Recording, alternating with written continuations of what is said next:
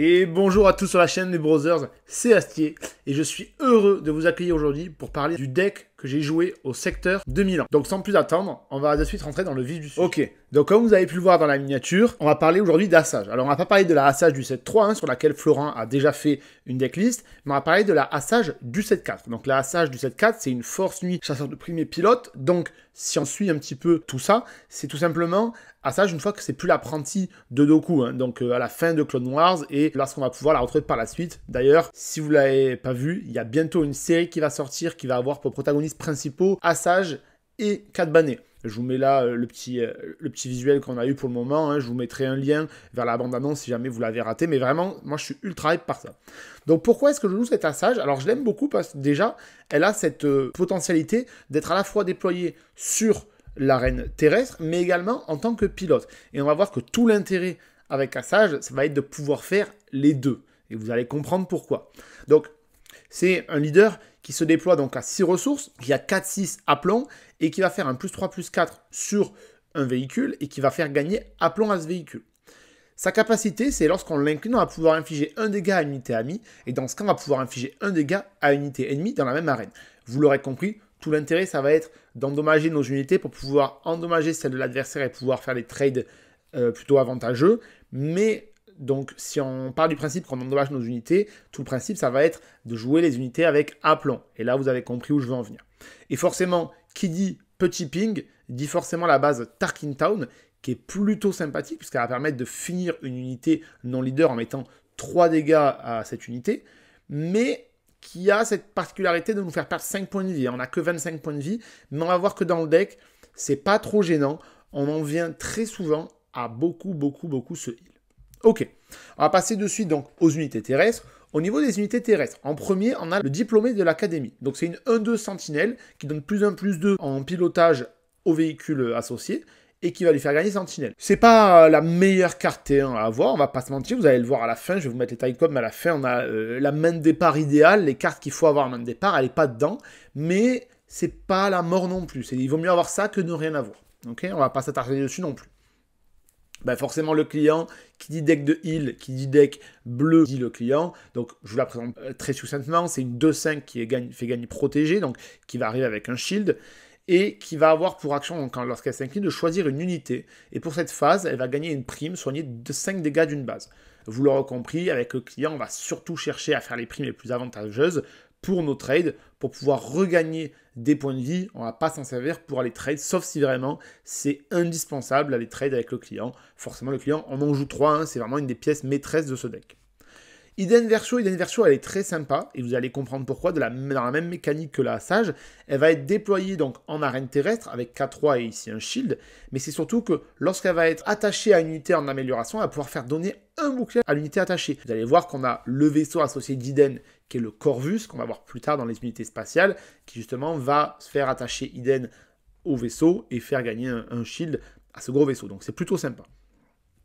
Et enfin, on a l'As de l'interception. Alors, l'As de l'interception, je l'aime beaucoup. C'est une 2-3, mais qui a aplomb et qui va faire gagner également aplomb à l'unité attachée. Donc, c'est plutôt sympa. Elle va pouvoir transformer vos vaisseaux en vraiment destructeurs de base. Et ça, c'est plutôt cool. On va passer donc maintenant aux unités rouges. Donc là, on a le 5e frère. Le 5e frère, donc c'est une 2-4 qui gagne raid 1 pour chaque dégât sur elle. Et en attaque, elle peut infliger un dégât à cette unité et un dégât à une autre unité terrestre. Donc soit vous-même, mais l'intérêt, ça va être de, après, faire le petit ping pour le mettre à portée de kill une unité de votre adversaire. Donc le 5e frère, une excellente carte, notamment avec ce deck. Ensuite, on a le Loyaliste de la Death Watch. C'est un peu le même principe. Là, c'est une 3-3. Mais qui a aplomb débordement, pareil, on va essayer de l'endommager, d'aller faire un énorme trade ou de faire 2 petits trades, sachant que avec le second trade, on aura les dégâts qui vont être comment dire, s'ajouter aux dégâts de notre loyaliste pour faire augmenter sa source de dommages. Je ne sais pas si c'était très clair, mais vous avez compris l'idée. Ensuite, on a Kransan. Alors, Kransan, j'aime beaucoup parce qu'une fois joué, vous pouvez redresser cette unité si une unité ennemie a une prime. Ici, les primes, on en a grâce au client et grâce à la prime qui permet de se soigner de 4 ou de 6 si elle est sur une unité unique. Donc, Kransan va souvent arriver redressé. Après, s'il n'arrive pas à redresser, c'est pas grave, ça reste quand même une 5-7. Et en attaque, en plus, vous pouvez choisir une unité terrestre et on peut lui infliger un dégât pour chaque dégât sur le Kransan. Donc, c'est plutôt... Et enfin, le Juggernaut de guerre, une excellente carte de ce set qui va pouvoir mettre un ping à n'importe quel nombre d'unités, donc également aux unités spatiales. C'est intéressant parce que, mine de rien, sur le set 4, il y a pas mal de tokens TIE qui arrivent en 1-1, donc le Juggernaut peut gérer tous ces petits tokens et va pouvoir en plus gagner des points de dégâts pour chaque unité endommagée. Et imaginez en plus, si on y rajoute l'as de l'interception qui lui fait gagner à plomb, alors là, c'est génial. Donc on va passer de suite aux unités spatiales. Alors l'unité spatiale, on va avoir la doublette que moi j'adore, Inferno 4 Brut de l'escadron Onyx. C'est un excellent tour 1. Il y en a un qui va pouvoir nous setup pour commencer à nous soigner et aller chercher les petits trails de sympa. Et le premier, l'Inferno 4, qui est le vaisseau d'Inden, qui lui va nous permettre d'assurer un petit peu la pioche pour les tours à venir. C'est une carte que j'adore. Ensuite, on a l'intercepteur taille de Von Reg.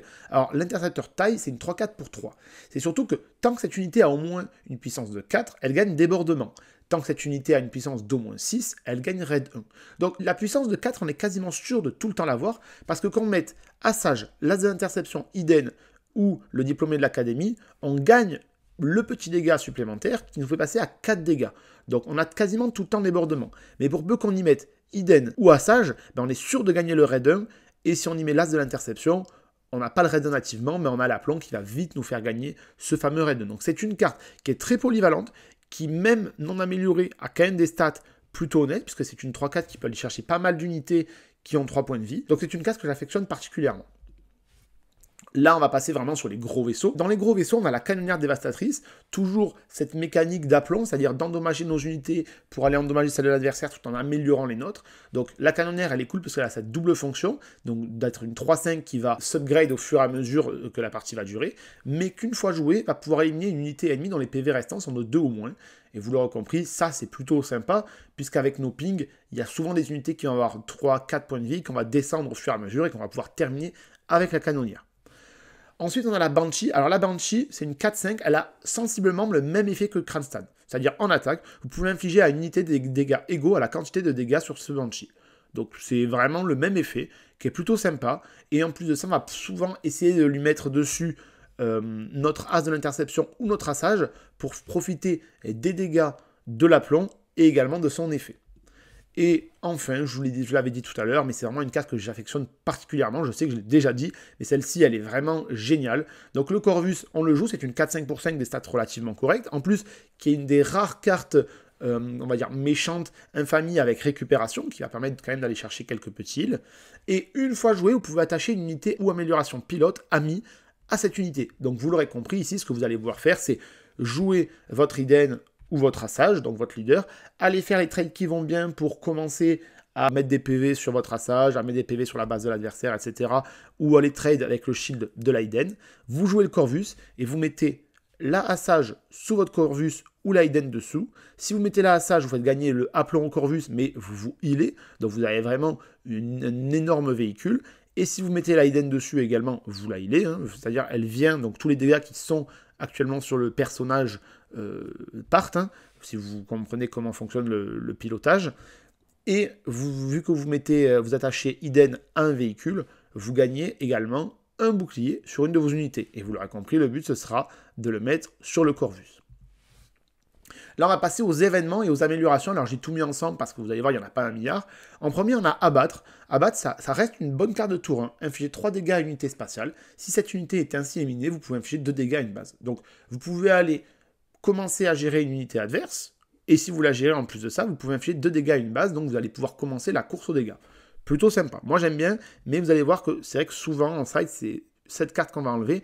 Mais contre les decks agressifs qui vont avoir des véhicules avec 3 points de vie, c'est très bien. Pouvoir du côté obscur, comment ne pas la jouer dans un deck bleu-noir? C'est une excellente carte de contrôle, je l'adore. Et pour moi, il n'y a pas de débat, il faut la mettre parce qu'elle permet de gérer les grosses menaces adverses, les leaders, les unités améliorées. Bref, c'est une carte excellente. Et mettre au tapis, alors j'ai mis mettre au tapis, éliminer une unité dont les PV restants sont de 5 ou moins, qui était du 7-1, mais à la place de mettre au tapis, vous pouvez tout à fait jouer la carte de contrôle que vous voulez. Vous pouvez jouer abattre le dragon, vous pouvez jouer la chute du rival, ça dépend de vous. Moi, je le mets parce qu'elle coûte moins cher et ça permet de gérer les vaisseaux adverses avant même qu'ils soient améliorés par un pilote adverse. À ceci près, je vous l'affiche juste au-dessus, là, vous le voyez, peut-être que mettre No Glory Only Results à la place est une excellente option.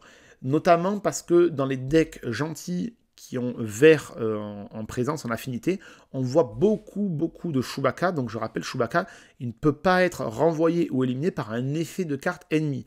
Sauf qu'avec No Glory Only Result, vous pouvez prendre le Chewbacca, et vu que maintenant il vous appartient, votre carte elle est amie et vous pouvez le down. Donc c'est vrai que dans cette optique-là, il vaut peut-être mieux mettre un No Glory Only Result. J'y ai pensé, hein, mais je vous présente vraiment la liste telle quelle que je l'ai joué à Milan, et donc à ce moment-là, je ne l'avais pas encore. C'est tout bête. Ensuite, on continue avec Raid Audacieux, donc inflige 2 dégâts à unité à une base. Toujours cette mécanique d'aller finir les unités adverses, ou alors de les ping pour les finir avec le Tarkin Town, ou de pouvoir aller finir la base avec les 2 dégâts qui vont bien. Ensuite, résistance farouche, attaquer avec une unité non leader, elle gagne aplomb pour cette attaque.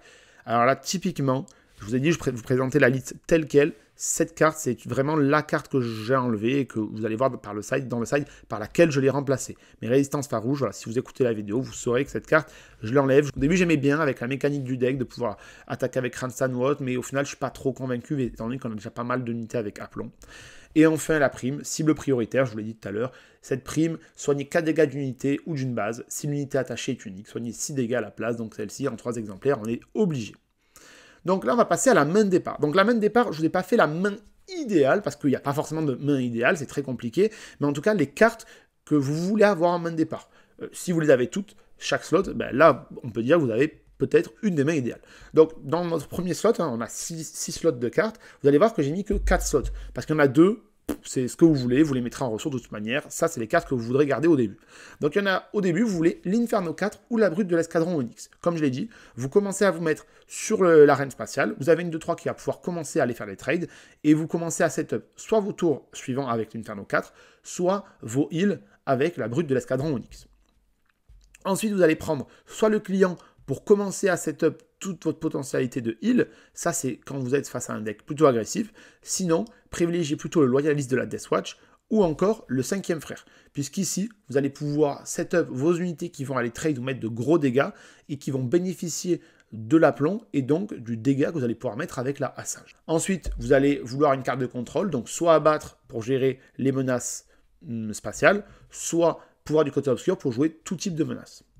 Et enfin, j'ai mis l'intercepteur taille de Von Reg, mais on pourrait très bien mettre Hidden Version ou autre, mais l'intercepteur taille, c'est pour faire le penchant avec le client, le loyaliste ou le 5e frère. Si vous ne voulez pas vous setup sur le côté terrestre, vous pouvez aller sur le côté spatial avec l'intercepteur, et comme ça, dès le tour suivant, vous pouvez y attacher une Hidden, un diplômé de l'académie, un as de l'interception, que sais-je encore. Donc ça, c'est vraiment les 4 cartes, les 4 slots que j'aime bien avoir en main de départ. J'aime bien, pour commencer, en avoir au moins 2 en main. C'est vrai que donc là, je vais vous présenter un peu la decklist générale.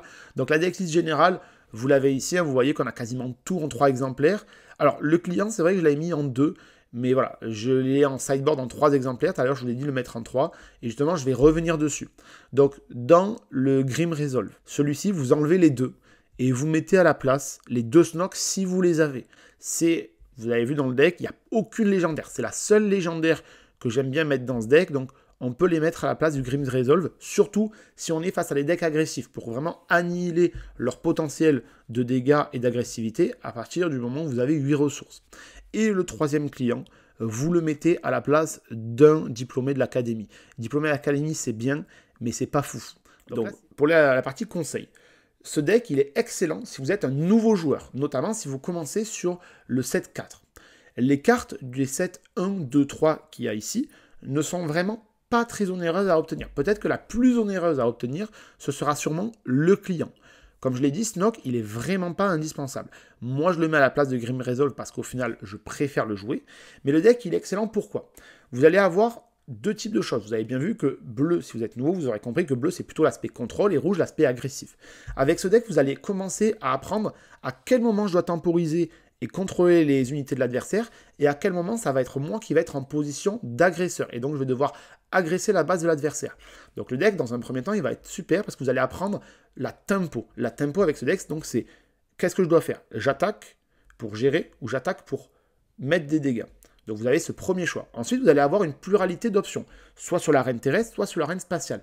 À quel moment je dois me déployer sur telle ou telle arène, et à quel moment je vais pouvoir switcher sur l'arène où mon adversaire a une plus grosse menace.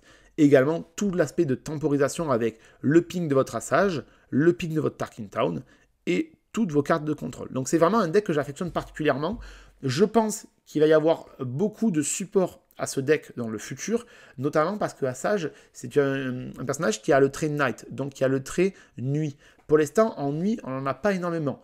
On a un Savage Opress et on a également une sorcière de Dathomir, une sœur de la nuit. Donc, je pense que dans le futur, il y aura de plus en plus de cartes avec l'aspect nuit, et donc Assage prendra de plus en plus de valeur et d'importance. Donc c'est vraiment un deck que j'ai pris beaucoup de plaisir à jouer.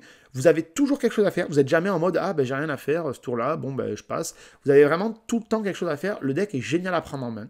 Je vous promets pas de gagner tous les tournois, par contre, vraiment, si vous voulez vous améliorer sur la prise de décision, de la temporiser ou agresser, je vous le conseille, il est excellent et vraiment c'est super plaisant à jouer, toutes les mécaniques de jouer des unités, à les trade, de pouvoir les faire revenir, enfin, moi j'adore. En plus, il prend énormément de valeur ce deck depuis qu'il n'y a plus de Django. J'espère en tout cas que cette vidéo vous aura plu. N'hésitez pas à me dire si vous l'avez déjà testé, si vous avez déjà fait une autre version de Assage, parce que pour le coup, Assage, j'en ai jamais croisé, que ce soit en ligne ou que ce soit en local game store ou que ce soit sur les gros tournois, j'en ai vraiment jamais croisé. Donc n'hésitez pas à me dire ce que vous pensez du personnage, quelle carte vous verriez plus avec, est-ce que vous la verriez plutôt du coup dans une optique même peut-être Assage en version jaune. Vraiment, je pense que tout est faisable. Alors, peut-être pas en vert. Je pense pas qu'Assage vert ce soit faisable. Mais Assage rouge et Assage jaune, je pense qu'il y a quelque chose à faire. Si vous l'avez déjà testé, n'hésitez pas à me dire. N'hésitez pas à me dire, vous, ce que vous mettriez plutôt en carte dans les commentaires. Et comme d'habitude, n'hésitez pas à vous abonner parce que nous, ça nous donne beaucoup de force. Et vraiment, ça fait super plaisir de voir que vous êtes de plus en plus nombreux. On arrive bientôt aux 1000 abonnés. Ce qui est, avec Flo, c'était vraiment...